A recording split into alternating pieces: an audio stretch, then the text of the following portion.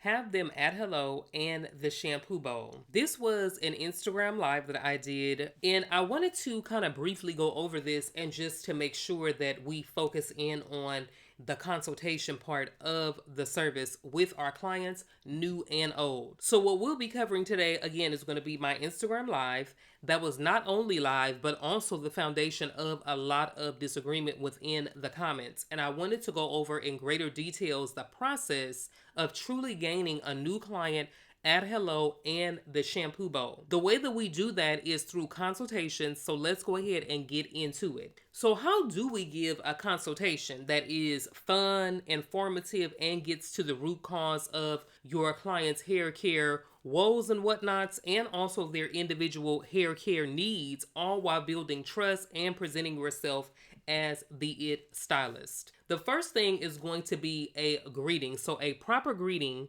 does three important things. Number one, it shows that your client that you are anticipating their arrival. One of the ways that I have developed a sense of time, especially while I'm working on other clients, is by allowing my Acuity calendar to be synced with my Google Calendar. And then on the Google Calendar, I have it set to where every 30 minutes before an appointment, it's going to give me an alert to remind me that I have about 30 minutes before my next client arrives. The second thing that greeting your client does is it opens communication immediately. So it allows your client to feel welcome, not only that you are anticipating them coming in, but that you are ready to pay attention to them. Even if you do still have a client in your chair, let's say you've ran over that day, but taking the time to greet them as soon as they walk in the door, this is going to ease a lot of stress for your brand new clients, and then for your repeat customers,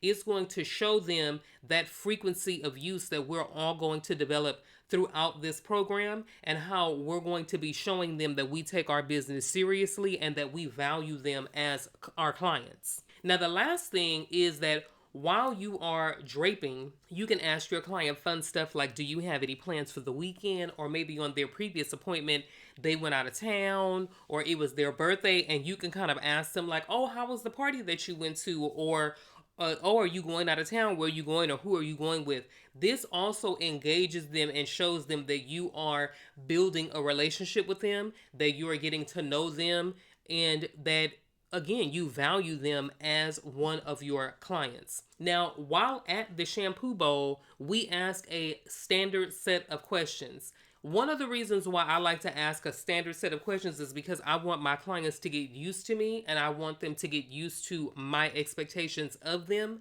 as my client, because I feel like with your clients, you guys are equally responsible for their hair health, and you develop like a kind of like a team atmosphere with them, as far as if they have any hair care concerns, where you're going to be addressing them at the salon, but they are also going to be addressing them at home in between their appointments. So for my four standard questions: do you have any products in your hair like wax, grease, or edge control? So excessive products. This is going to determine how you are going to begin the shampoo service. And we'll get more into that once we get into this stylist skill set. Number two, previous wear of braids or a weave. This is important for your detangling approach. We do not want to wet down any client that has not properly combed through some braids that they took down or a weave that they took out. The third thing is going to be if they, let's say they say, no, I am not coming out of braids, or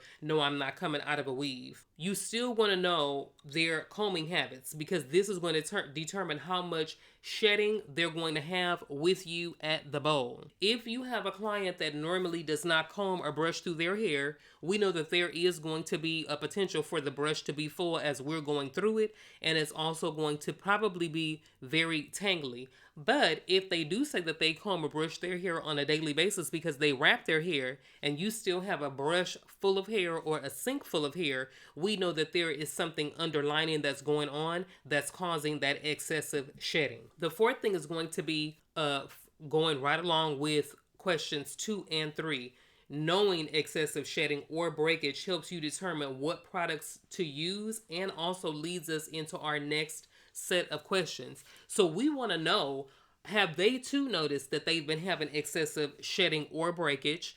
And then we can ask questions like, are you under a lot of stress right now? Have you experienced this type of shedding or breakage before? The solids that you were going to before, did you get a chemical service? So all of these questions kind of lead into other questions, and they're also going to help us once we're at the shampoo bowl and we're selecting what products we're going to use and or treatments that we're going to offer that client for that particular day of service. So with the answers to these questions, I know I will give them the best squeaky clean shampoo that they have ever had in their entire life. Most of my clients, or I would say my new clients, are very surprised when they come in once I raise them back up out of the shampoo bowl and the service is done. They cannot believe the shampoo experience that I offer and also how clean their hair is. So you're going to discover the ridiculously easy way to customize your client's experience, even if it's their first appointment with you, and you'll be able to determine if vitamins are needed or a visit to the dermatologist is in order. This is why clients need a customized experience that starts at the shampoo bowl. But also, too, clients want to feel special and like their hair care needs are being taken seriously. So this is why the consultation is the key to creating a customized experience at the shampoo bowl and at every single appointment. So we're not going to stop doing this after we've seen this client one or two times. This is going to be a repeat experience every time that they come in. By completing the consultations and basic service menu, you can lock in every single client that you attract. So we've already gone over our 4 standard questions. So let's check out a few more that really help us gain insight and create a one-of-a-kind experience that I like to call shampoo and conditioning cocktails. So there's 3 more questions. The first is going to be, when was your last physical? This helps you gain insight into how your client takes care of their body and if they're going to be an active participant in their hair care journey. Most oftentimes when I ask my clients when's the last time that they had a physical, depending on age determines the response. All of my clients who are between 18 and 25, they usually do not get physicals on a regular basis. However, once you cross over 25, most grown women will go and get an annual physical. And that information that they receive from the physical is going to help us out, especially if they have a iron deficiency or a vitamin D deficiency. Those 2 deficiencies, especially if you have a client that has both, they affect the hair in so many different ways with excessive hair shedding and hair thinning. And then the next question is going to be age. So age is a determinant factor for many things like female pattern baldness, menopause, and more. Knowing our client's age also tells us how we should be approaching their hair care journey. I know that it's kind of like taboo, like most women say like, oh, it's not polite to ask a woman her age. So I'll usually ask them and just say like, if you don't mind, how old are you? And if they do have kind of like a look like they're not sure why I'm asking them that, I will let them know that most studies on women and especially women's biology, everything changes at the 10-year marker. So what a woman is experiencing within her body at the age of 20 versus 30 versus 40 versus 50, every 10 years, something changes, especially hormonally, and this affects the hair. So this is why you want to know how old they are, and you also want to know if they are experiencing any type of menopausal symptoms. The last thing is going to be, do they take vitamins? So you're going to ask your client, do you take vitamins? Again, this is telling us how active this client is with their hair health, especially if they know that they have a vitamin deficiency and they still do not take that vitamin or supplement. So responsibility.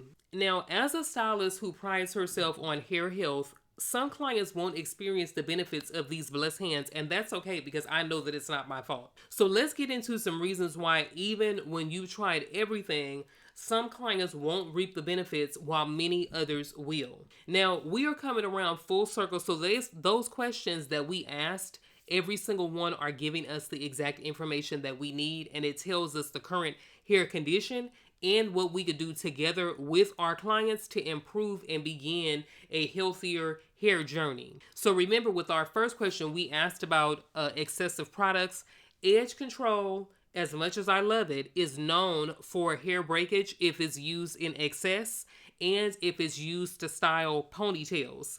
So we want to make sure that we're deterring our client from using edge control on more than just their edges.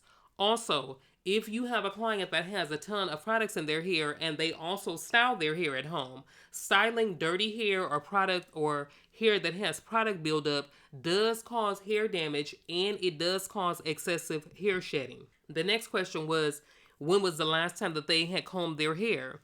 Remember that hair that is matted from lack of combing or brushing, regardless of if it's they don't comb their hair in between styles or they didn't comb their hair when they came out of a braid or weave, this hair is usually in the worst shape because all of that tangling and matting is going to cause more breakage within the hair, and it's going to be based on the pattern of how the hair has matted together. I don't know if you guys have ever noticed with clients who wear their hair in high ponytails or mid-high ponytails that never brush out the middle part is always the hair that is the most broken. Again, are they fresh out of braids or a weave? When someone is fresh out of braids or a weave, this is when you really get the chance to see if that style is a protective style for that particular client. Remember, every style is not for every client or every hair texture. Some people cannot wear braids.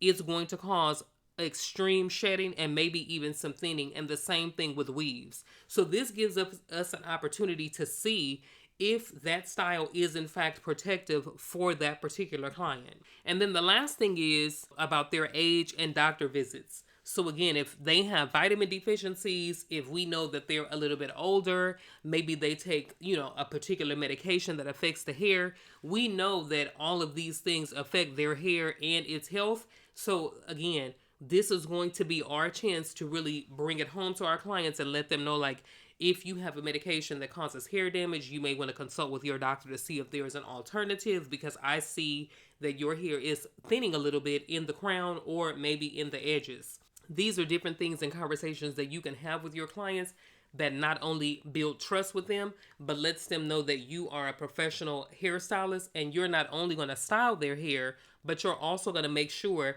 that their hair is as healthy as possible. So just to recap, we know now that consultations equal more bookings. So when we welcome our clients and engage in conversation that is hair focused, we give them the confidence that they may have never had in a stylist before. So always keep that in mind. You always want to approach every client like this is going to be their best experience with a hairstylist that they've ever had. The next thing is going to be our specific questions. So the questions that we ask are very specific, and they are for a few reasons, but most importantly, how our hair care journey team experience and effort will be with each individual client. And then the last thing is going to be responsibility. The client and the stylist are both responsible for hair health.